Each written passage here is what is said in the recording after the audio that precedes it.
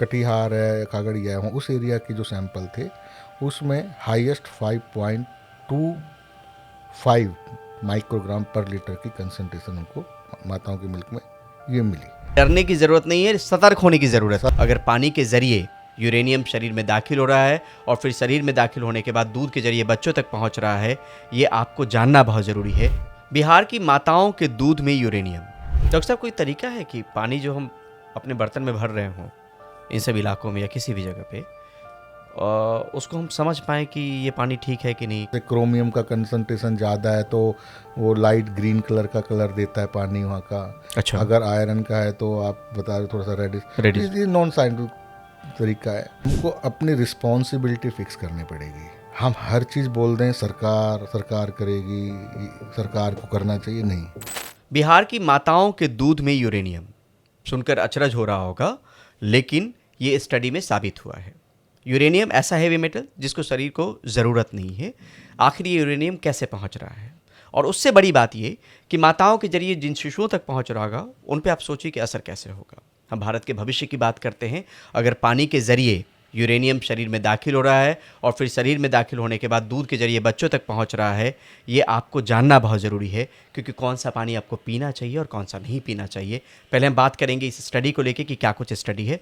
तो हमारे साथ डॉक्टर अशोक शर्मा हैं, जो एम्स दिल्ली के बायोकेमिस्ट्री डिपार्टमेंट में एडिशनल प्रोफेसर हैं। डॉक्टर शर्मा, बहुत बहुत शुक्रिया कि डॉक्टरेसी से बात करने के लिए। नमस्कार। ये काफ़ी अहम स्टडी जिसमें ये साबित हुआ है कि बच्चों जो दूध पी रहे हैं, माताओं की दूध, अपनी माँ के दूध, उसमें यूरेनियम मिला है। थोड़ा सा इस पर अगर विस्तार से अगर आप बताएं। नमस्कार। सर्वप्रथम मैं आपको ये कहना चाहूँगा कि माताओं का जो मिल्क है वो अमृत है और उस बच्चों को लगातार स्तनपान कराना है। इस स्टडी के अंदर ऐसा कुछ नहीं बताया गया है कि माताओं का मिल्क जहर हो गया है या इसमें नहीं पिलाना चाहिए, जैसे कुछ मीडिया रिपोर्टर्स इस तरह खबर कर रहे हैं, जो कि एक बिल्कुल बेसलेस है।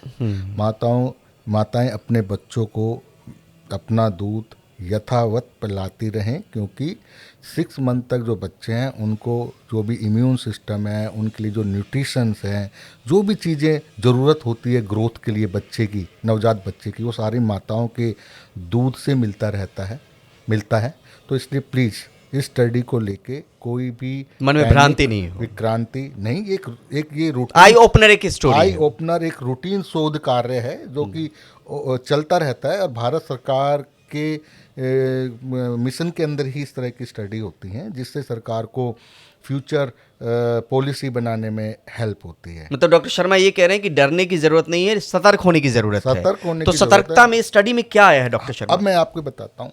ये जो स्टडी है बेसिकली महावीर कैंसर संस्थान पटना, आपका lovely professional university, geological survey of India Ranchi, NIPER Hajipur and UPEMS petroleum energy university in Dehradun and AIIMS new Delhi जी, यहाँ के साइंटिस्टों ने मिलके ये एक जॉइंट स्टडी की है। सभी ने अपना अपना जो भी स्टडी में रोल था प्ले किया है। और इस स्टडी के लिए जो हमें फंड मिला वो इंडियन काउंसिल मेडिकल रिसर्च से मिला। हम उसके तहे दिल से शुक्रगुजार हैं कि उन्होंने हमको इस स्टडी को कैरी करने के लिए हमें फंड मुहैया कराया। और ये study doctor Arun Kumar senior scientist and doctor Ashok Ghosh इनके नेतृत्व में स्टडी हुई। और ये जो स्टडी है हमने बिहार के 6 डिफरेंट डिस्ट्रिक्ट्स चूज किए। हमने पहले भी, डॉक्टर अरुण कुमार एक एनवायरमेंटल बायोलॉजिस्ट हैं, वो पहले भी इस तरह की स्टडी करते रहे। उन्होंने इससे पहले हमारा जो है आर्सेनिक का, मरकरी का डिटेक्शन पे काफ़ी स्टडी हमने पेपर पब्लिश किए हैं। ये भी एक रूटीन स्टडी हमने की थी, तो हमें ये नहीं पता था कि भाई एकदम से यूरेनियम आ जाएगा। तो हमने इसमें पहले तो वाटर सैंपल चेक किए इन डिस्ट्रिक्ट के, मोर देन 270 सैंपल्स हमने डिफरेंट एरिया से, जैसे कि इसमें आपका नालंदा था, आपका समस्तीपुर था, आपका खगड़िया था, कटिहार था, तो ऐसे करके 6 अलग अलग डिस्ट्रिक्ट हमने भूजल के सैंपल लिए, जिसमें यूरेनियम की कंसंट्रेशन कुछ सैंपल्स में बहुत ज़्यादा मिली, जो कि WHO की परमिशन लिमिट 30 माइक्रोग्राम पर लीटर है, उससे ज़्यादा थी। तो उसी समय हमको लगा कि ये जो माताओं का मिल्क है, तो हमने 40 सब्जेक्ट्स इनरोल किए। हमने उनका ड्यू कंसेंट लिया, क्योंकि कोई भी साइंटिफिक स्टडी होती है या कोई भी शोध कार्य होता है, तो जो सब्जेक्ट इसमें पार्टिसिपेट करते हैं उनको ड्यूली उनकी मदर लैंग्वेज में समझाया जाता है, उनका कंसेंट लिया जाता है, उसके बाद ही इस तरह की स्टडी होती है। तो हमने उनके कंसेंट लेके माताओं का मिल्क लिया, जो लैक्टेटिंग मदर थी 17 साल से लेके 35 साल तक, और उसकी स्टडी नाइपर हाजीपुर में हुआ, जो ICP-MS एक लेटेस्ट टेक्नोलॉजी है, उसका यूज करते हुए हमने इसकी कंसंट्रेशन यूरेनियम की, जो एक स्टैंडर्ड प्रोटोकॉल होता है रिसर्च का, उसको अडॉप्ट करते हुए इसमें हमने यूरेनियम का डिटेक्शन किया।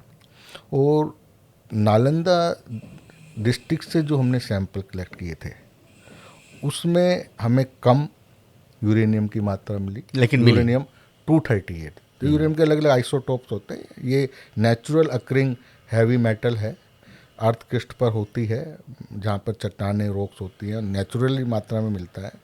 तो यूरेनियम 238 की हम बात करें, जो कि एक नॉन रेडियो एक्टिव कंपोनेंट है, लेकिन यूरेनियम है, तो 2.35 माइक्रोग्राम पर लीटर नालंदा डिस्ट्रिक्ट में मिली।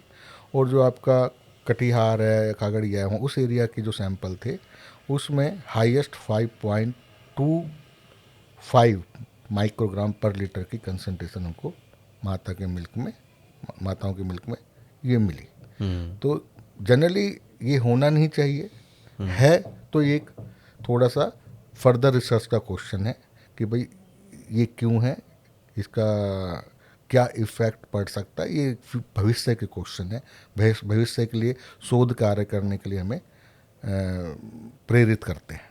दूध में जो यूरेनियम मिला डॉक्टर शर्मा, माताओं के दूध में, तो आपको पहले ग्राउंड वाटर में यूरेनियम मिला, तब आप लोगों को लगा कि ऐसे सब्जेक्ट हमें तलाशने चाहिए? यस, क्योंकि इस तरह स्टडी आप तो इस फील्ड में काफ़ी काम करते रहे हैं पिछले, कि भाई हैवी मेटल्स तो हमारे फूड में, वाटर में है, एयर में भी है, एयर में ये है।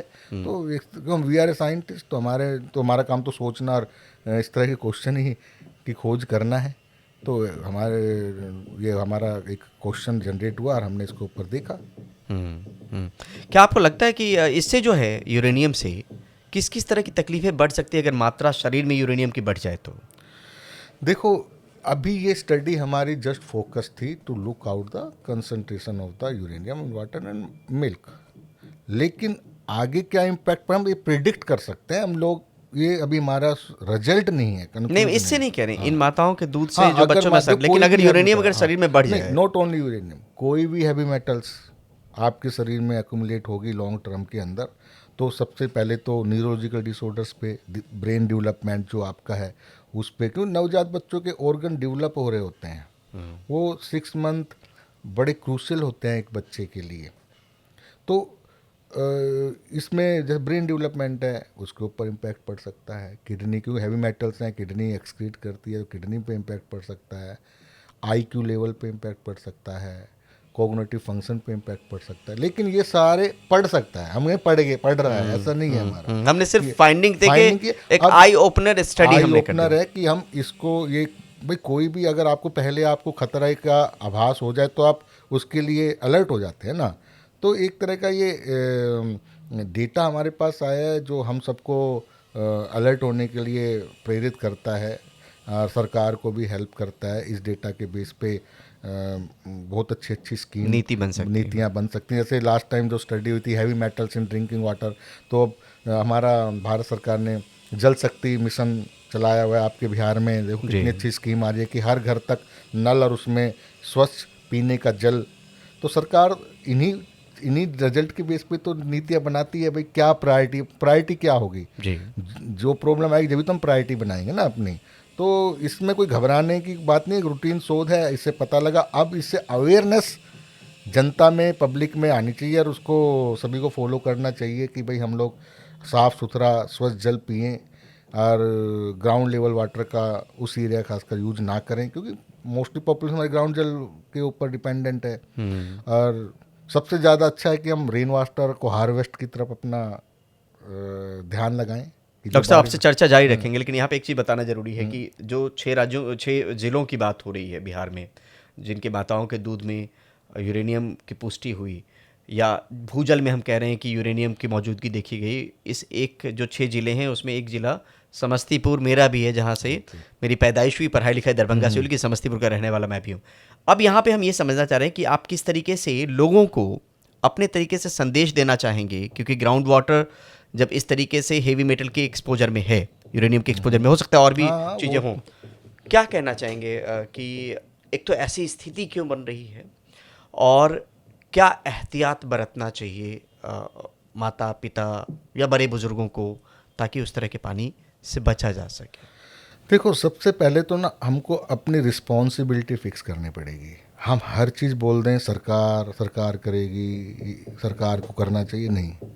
सरकार कभी भी अकेली नहीं कर सकती जब तक जन जन भावना जो है, जन भागीदारी। जन भागीदारी जब तक साथ नहीं होगी, तो कोई भी कार्य है जन भागीदारी के बिना तो संभव नहीं है। हम लोग क्या पल्ला झाड़ लेते हैं कि भैया सरकार करेगी, भैया आप क्या करोगे, हम क्या करेंगे, सरकार कोई वो तो नहीं, सबको मिलकर करना होता है। तो इसमें जो सबसे पहला स्टेप हम उठा सकते हैं, आप देखो गांव के ही हैं, विलेज से बिलोंग करते हैं, समस्तीपुर से, आपने देखा होगा विलेज में पहले हर गांव के पास एक पोंड जोहड़ होता था, तालाब होते थे, कितने तालाब कितने जोड़ हर जगह होते थे। आज क्या परिस्थिति है, सारे ख़त्म हो गए। वो जोड़ हमें रेन वाटर, जो बारिश का पानी है, जो सबसे स्वच्छ पानी होता है, उसको स्टोर करने में, हार्वेस्ट करने में हेल्प करते थे। तो सारा बारिश का पानी हमारा नदी नालों में जाने की बजाय आसपास के झोड़ तालाब में स्टोर हो जाता था। ग्राउंड वाटर ग्राउंड रिचार्ज होता वाटर था उससे। रिचार्ज होता था। आप देखोगे पहले 10-15 मैक्सिमम 20 फुट पे बहुत अच्छा पीने का पानी हमें हैंड पंप से या कुओं से मिल जाता था। और वो पानी इतना साफ़ सुथरा होता था जिसपे हमारी ज़्यादा एनर्जी भी नहीं लगती थी, उसमें हैवी मेटल का कंटामिनेशन नहीं होता, वो सारा बारिश का ही पानी होता था। अब रेन वाटर हार्वेस्टिंग बंद हो गई, लोग ज़्यादा मॉडर्न हो गए हैं, कुएं वगैरह भी नहीं है। कुएं वगैरह ख़त्म हो गए हैं। तो अब आपको पानी के लिए बहुत नीचे जाना पड़ता है, और ये बड़ी वजह है कि अब यूरेनियम नीचे भी कितना 200 फुट 300 फुट। और ये जो जितने भी हैवी मेटल्स है ना, ये नेचुरली अक्रिक हैं, कोई ऐसा नहीं कोई किसी ने डाल दी, ये होती हैं अर्थ क्रस्ट में। तो जितना डीप जाएंगे वहाँ पर अगर कुछ तरह की खदानें हैं तो वहाँ पे उसका लीचिंग ज़्यादा होता है पानी में, ग्राउंड वाटर में, तो वो हैवी मेटल डिजोल्व हैं। आप 200-300 फुट से पानी खींच रहे हैं प्रेशर पंप से, सबमर्सिबल या और जो मशीनें यूज करके। अब वहाँ पर ऑलरेडी इस तरह की चट्टानें हैं या खदानें हैं, तो वो पानी उसमें आ रहा है। तो एक तो जो जनता कर सकती है, हम लोग मिलकर अपने अपने गांव के अंदर इस तरह की जो बॉडी हैं, पॉन्ड्स हैं, तालाब हैं, उनको पुनर्जीवित साफ कीजिए करें, या साफ पुनर्जीवित कीजिए। करें। पुनर्जीवित ही ना करें, उनको मेंटेन करें। ये नहीं तालाब तो खोद दिया फिर गांव का सीवेज उसमें जा रहा है। उसको बायोलॉजिकल जो सिस्टम होता था, अच्छी अच्छी जो बोटनिस्ट हैं उनका हेल्प लेके ऐसी ऐसी एल्गी डाली जाएं जो उसका बीओडी वगैरह मेंटेन रखें, उनको क्लीन रखें, है ना। तो एक तो ये, जैसे बहुत अच्छा एग्जांपल मैं आपको बताता हूँ, हमारे ऑनरेबल प्राइम मिनिस्टर साहब हैं, मन की बात में मैं आप सुनते मैं भी सुनता हूँ, उन्होंने बोला चलो लौटे गांव की ओर। तो उनका मतलब गांव की ओर लौटे मतलब ये नहीं था, क्योंकि जो गांव की जीवनचर्या होती है थी ना पहले टाइम में, हमें उसे अडॉप्ट करने की ज़रूरत है। सभी लोग शहर की तरफ भाग रहे हैं, सभी लोग शहर की तरफ भाग रहे हैं, शहर की एक अपनी कैपेसिटी होती है ना। तो इतना ओवर क्राउड, देखो दिल्ली में कितना ओवर क्राउडिंग हो गया, एयर पोल्यूशन कितना ज़्यादा हो रहा है। तो हमें चलो एक गांव की ओर मतलब हमें गांव वाली शैली अडॉप्ट करनी है, वहाँ पे रोज़गार के साधन क्रिएट करने हैं, वहाँ पर जो हमारा सिस्टम था, तालाब झोड़, उन सबको रिजुनेट करें, एक्टिवेट करें, जिससे भूजल ऊपर आए। और दूसरा, जहाँ पर इस तरह की एकदम से तो ये काम होगा नहीं, take time. Main time government जो जल शक्ति मिशन जो चल रहा है, हर घर नल और नल में जल, जल, तो उस तरह की जो प्रक्रिया है उनको ऐसे एरिया में घर घर तक पीने का स्वच्छ पानी मुहैया कराया जाए। जो लोग हैं वो इस तरह के पानी को अवॉइड करें, या उसकी पहले टेस्टिंग करा लें, भाई जो हम भूजल यूज कर रहे हैं उसमें कोई हैवी मेटल कंटामिनेशन तो नहीं है, नहीं है तो दे विल यूज इट। नहीं तो जहाँ से भी स्वच्छ पानी मिल रहा है उसका यूज करें। और एक थर्ड जो बहुत इम्पोर्टेंट है, अगर कोई भी कॉम्प्लिकेशंस आपको दिखाई देती है खुद की हेल्थ में या बच्चे की हेल्थ में, उसको इग्नोर ना करें। इमीडिएटली आपका जो प्राइमरी हेल्थ केयर सेंटर है या जो आपका फैमिली डॉक्टर है उसके साथ अपनी प्रॉब्लम को डिस्कस करें, जिससे टाइमली वो उसकी जांच हो जाए और उसका निवारण हो जाए। डॉक्टर साहब, कोई तरीका है कि पानी जो हम अपने बर्तन में भर रहे हों इन सब इलाकों में या किसी भी जगह पे, उसको हम समझ पाएँ कि ये पानी ठीक है कि नहीं? कई बार क्या होता है कि पानी आपने किसी चीज़ में स्टोर किया बकेट में, वो पीला पड़ने लगा, या जिस जगह पे आप चला रहे हैं वो बार बार उस तरीके के सिम्टम दे रहा है कि उसमें आयरन की मात्रा ज़्यादा है या कुछ भी आप हो सकता है। वो जो पुराने समय में लोग उसी से अनुमान लगाते थे कि जंग जैसा लगने लगा तो आयरन ज़्यादा होगा जी। तो क्या हम कोई तरीका नहीं खुद भी देखो, क्या इसके अंदर ये तो नॉन साइंटिफिक तरीका हो गया। जैसे क्रोमियम का कंसंट्रेशन ज़्यादा है तो वो लाइट ग्रीन कलर का कलर देता है पानी वहाँ का। अच्छा। अगर आयरन का है तो आप बता रहे थोड़ा सा रेडिश, रेडिश। ये नॉन साइंटिफिक तरीका है।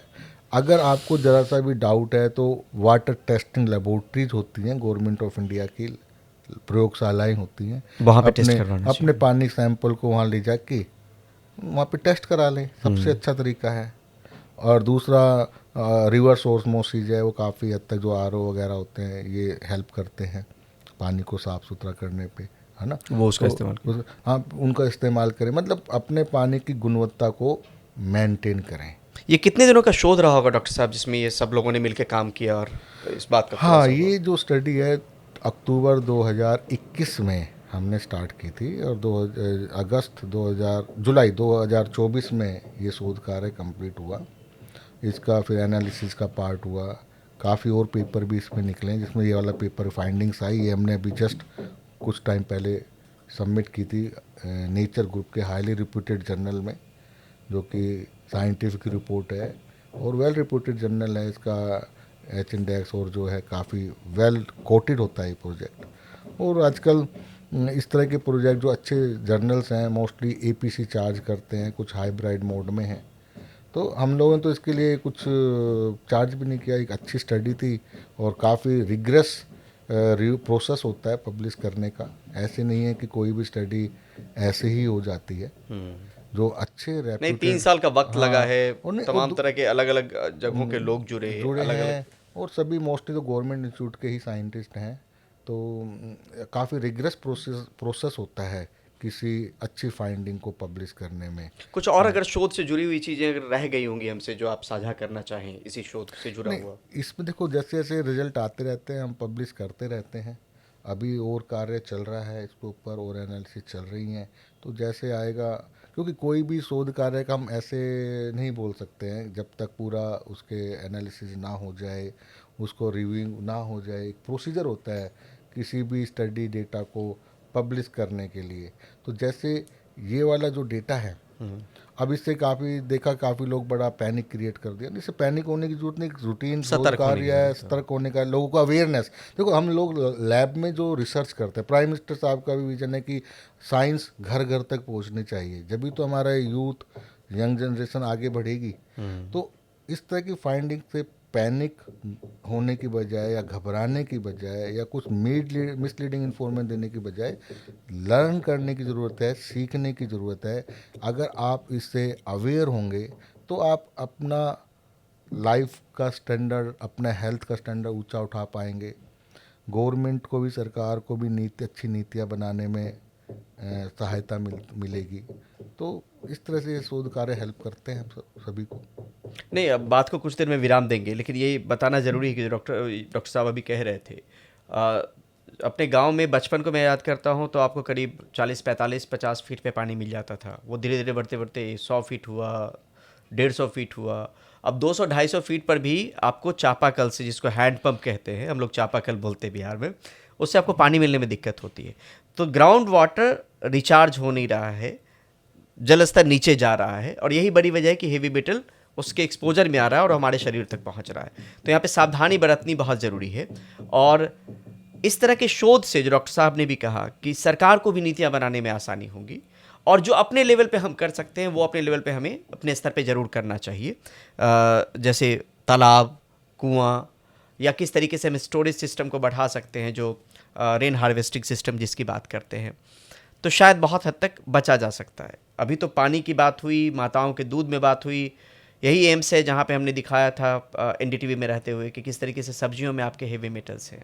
इसी एम्स ने अपने तरफ से एक स्टडी की हुई थी टेडी के साथ मिलके, कैसे आपके हवा में जिसको हम PM 2.5 बोलते हैं, 10 बोलते हैं, उस PM 2.5 में हेवी मेटल्स की मौजूदगी है। तो आप सोचिए कि आप धूम्रपान नहीं कर रहे हो, इस धूलकण से भी आप उसी तरीके से बीमार हो सकते हैं। तो खाने पीने की चीज़ें हों तो एक सावधानी, सतर्कता जो हम बरत सकते हैं, और जो सरकार अपने लेवल पे पॉलिसी के तौर पे आपके लिए, हमारे लिए राह निकाल सकती है, वो एक तरीका हो सकता है जिससे बचा सके। डॉक्टर साहब बहुत बहुत शुक्रिया, बहुत बहुत धन्यवाद ये चर्चा के लिए।